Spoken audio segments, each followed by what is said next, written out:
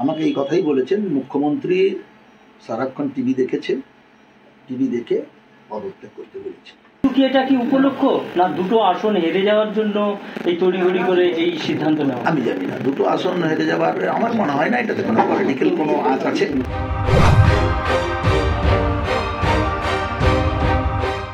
আমাকে সুব্রত বক্সী বলেছে টেলিফোনে, তাকে হয়তো নিশ্চিতভাবে মুখ্যমন্ত্রী আমাকে এই কথাই বলেছেন, মুখ্যমন্ত্রী সারাক্ষণ টিভি দেখেছেন, টিভি দেখে পদত্যাগ করতে বলেছেন। সেটা তো মুখ্যমন্ত্রীও তো দলের সুপ্রিমো, অল ইন্ডিয়া তৃণমূল কংগ্রেসের প্রেসিডেন্ট, চেয়ারপারসন, রাজ্য সভাপতিকে বলেছেন, রাজ্য সভাপতি আমাকে বলেছে আমি পদত্যাগ করতে বলেছি। 21 জুলাই থেকে মঞ্চের থেকে মুখ্যমন্ত্রী বলেছিলেন যে দলের আরো শৃঙ্খলাবদ্ধ হতে হবে, মহিলাদেরকে সম্মান করতে হবে। যেক্ষেত্রে এখন দেখা যাচ্ছে গতকালের পরিস্থিতির পরে আপনার এই যে বরখাস্ত হওয়া বা আপনাকে মন্ত্রিসভা থেকে পদত্যাগ করতে বলা, এই বিষয়টাকে নিয়ে মুখ্যমন্ত্রী কি নতুন করে একটা বার্তা দিতে চাইলেন মনে হয়?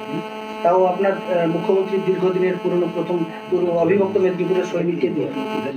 আমি সেটা জানি না, মুখ্যমন্ত্রী হয়তো ব্যথা পেয়েছেন, সরকারি আধিকারিককে আমি কথা বলেছি, হয়তো ব্যথা পেয়েছেন, সেই জন্য তিনি সিদ্ধান্ত নিয়েছেন। আপনি আমাদের মাধ্যম দিয়ে দলের কাছে কোনো আবেদন করবেন বা কাউকে কিছু বার্তা দিতে চান? না না, আমি কারো কাছে আবেদনও করব না। আমি আমাকে যখন নির্দেশ এসেছে আমি নির্দেশ মতোই কাজ করব। আজকে ইমেলে পাঠাচ্ছি পদত্যাগ, কালকে হাতে পাবেন।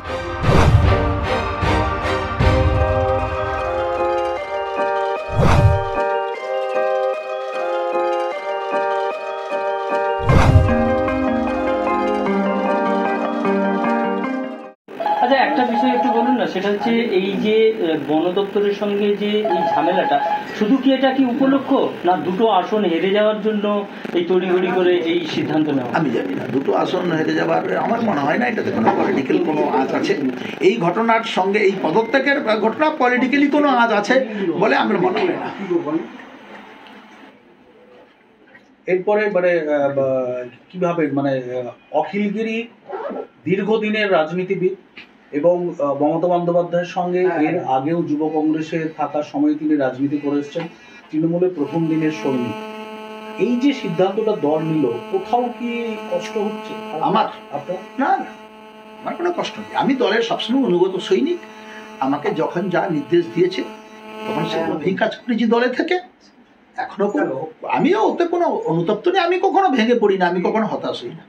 কিভাবে সামনের দিনে রাজনীতিটা করবেন? আগামী দিনে আমি নিজের জনপ্রতিনিধি হিসাবে লড়াই করবো। আমার কাছে যদি কোনো পদও না থাকে, আমার রাজনৈতিক জীবনের অভিজ্ঞতা থেকে আমার যে লড়াই করার যে অভিজ্ঞতা, সেই লড়াই আমার চলবে।